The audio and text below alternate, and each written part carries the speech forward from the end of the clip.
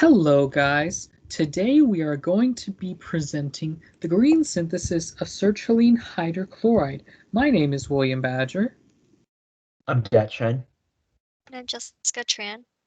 Okay, let's get started. The current method of synthesizing sterling hydrochloride produces a dangerous byproduct because it uses aluminum chloride. We plan to replace aluminum chloride with iron chloride since it's less toxic because it has a higher LD50 score and it's overall cheaper. We predict the yield of iron chloride to be lower, but the overall method should be more sustainable in the long run.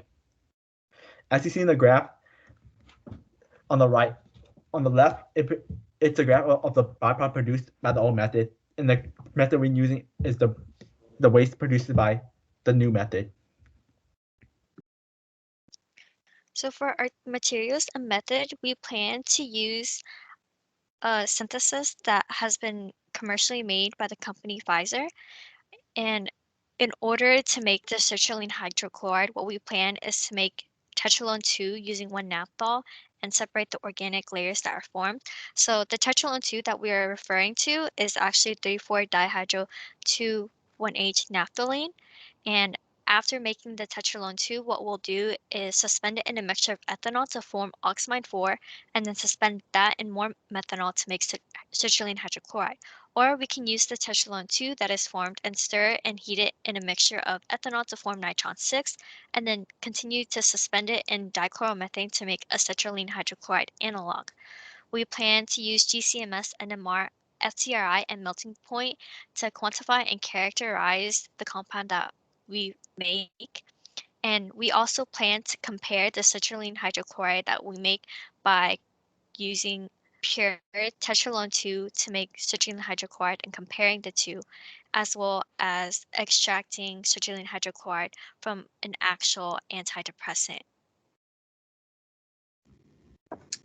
For the results we've gotten so far, we have 3 images. The top 2 are from nuclear magnetic resonance, aka NMR, which shows proton locations, and the bottom one is from FTIR, which is a way of identifying functional groups.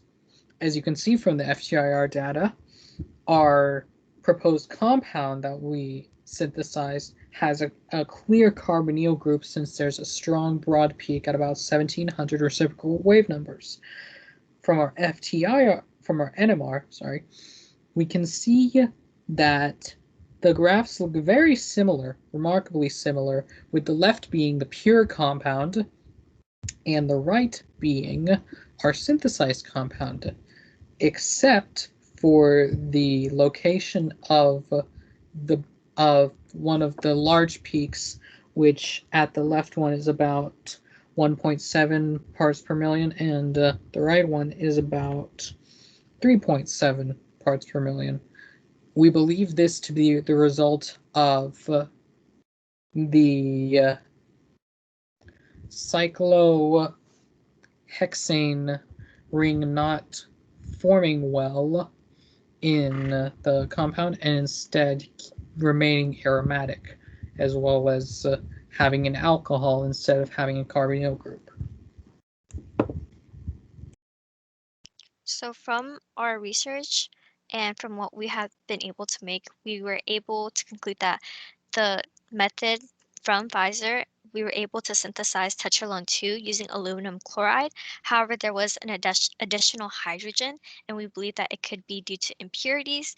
As for using iron chloride as a substitute to aluminum chloride, there had to have been additional adjustments to the method. However, so far, everything has been similar to the aluminum chloride sample. We'd also like to thank our wonderful TAs and professors for helping us with this project. Okay, if you'd like to contact us with questions, we have our emails listed down below. Thank you and have a wonderful rest of your day.